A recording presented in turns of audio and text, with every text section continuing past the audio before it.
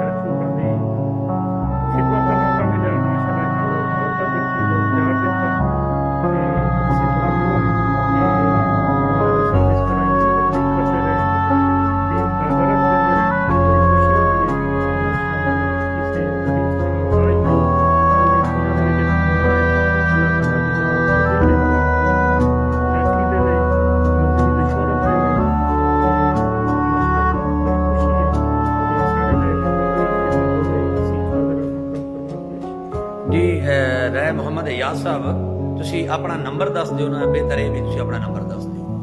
ये फिर सऊदी दा जी मेरा नंबर है 058000750। इत्थे ते दूसरा दस दिओ ना कि सऊदी अरेबिया के अंदर अगर किसी को चाहिए हो तो इत्थे दा सिर्फ फोन नंबर 0 तो शुरू कर लो।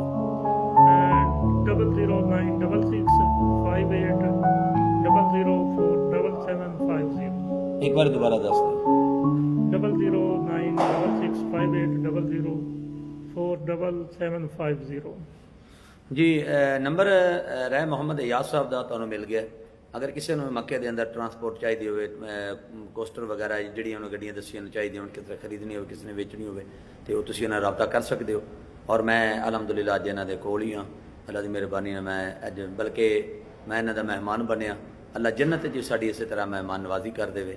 असी पाक सरजमीन के उत्ते यानी सोहनी पाक सरजमीन ये है मक्का है हरम की हदूद के अंदर बैठे हाँ। अल्लाह साडा सारिਆਂ ਦਾ हामी और आसर होवे। अल्लाह सारे मुसलमानों को मक्के और मदीने दी ज़ियारतां नसीब फरमाए। अस्सलाम वालेकुम वरहमतुल्लाहि वबरकात। पाकिस्तान जिंदाबाद, सऊदी अरेबिया जिंदाबाद। अस्सलाम वालेकुम वरहमतुल्लाह।